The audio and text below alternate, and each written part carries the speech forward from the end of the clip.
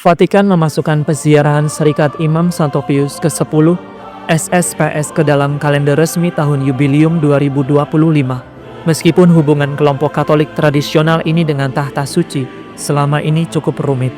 SSPS didirikan pada tahun 1970 oleh Uskup Agung Marcel Lefebvre di Éconnay, Swiss, untuk mempertahankan tradisi liturgi Katolik lama setelah adanya pembaharuan Konsili Vatikan II.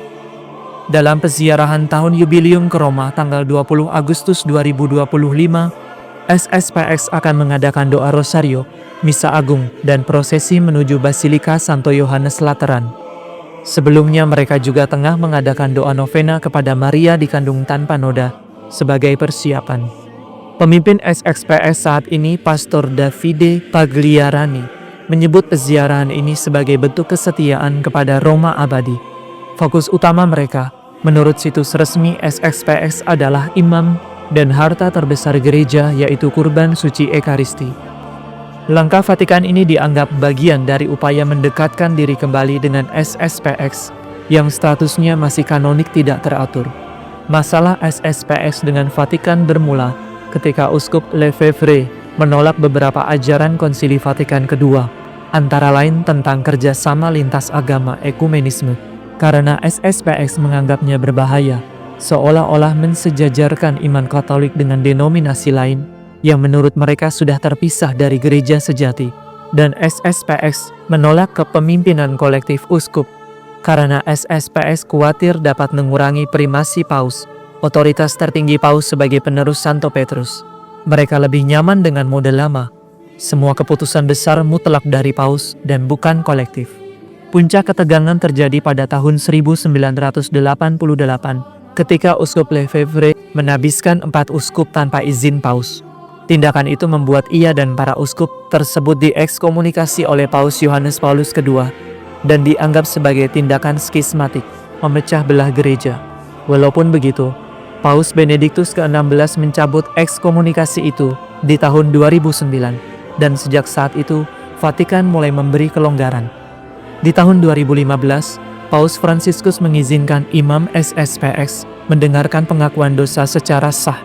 Izin ini kemudian berlaku tanpa batas waktu. Dan di tahun 2017, pernikahan yang dirayakan oleh imam SSPX juga diakui sah dengan pengawasan keuskupan. Sejak didirikan, SSPX sudah beberapa kali datang ke Roma, bahkan pernah diizinkan merayakan Ekaristi di dalam Basilika Santo Petrus, tepat di kapel tempat Santo Pius ke-10 dimakamkan. Meski belum sepenuhnya resmi, keikutsertaan SSPX dalam Jubileum 2025 dianggap sebagai sinyal keterbukaan dialog. Seorang pakar Katolik mengatakan bahwa pencabutan ekskomunikasi berarti SSPX tidak berada dalam skisma penuh, meskipun imam mereka tetap merayakan Ekaristi tanpa izin resmi dari Vatikan. Ada juga perbedaan pandangan di kalangan pejabat gereja. Pada tahun 1998, Monsignor Camille Pere menyarankan umat Katolik menghindari misa SSPX karena sikap mereka yang dianggap skismatik. Namun menurut kitab hukum kanonik, umat Katolik sebenarnya berhak mengikuti misa dalam ritus Katolik manapun dan menerima komuni kudus, termasuk dalam misa ritus 1962 yang dipakai SSPX. Saat ini SSPX mengklaim memiliki lebih dari 720 iman dan hampir 500 juta umat di seluruh dunia, dengan berbagai pelayanan seperti retret dan perkemahan rohani untuk anak-anak. Dari perkembangan hubungan Vatikan dengan SSPX, beberapa hal yang bisa direnungkan antara lain, gereja membutuhkan persatuan, bukan pertengkaran antara kelompok tradisionalis dan modernis. Gereja perlu pembaharuan yang jelas, supaya iman Katolik tidak membingungkan atau menimbulkan salah pengertian. Tujuan utama gereja adalah menyelamatkan jiwa, bukan sekedar urusan politik, popularitas, atau kompromi budaya.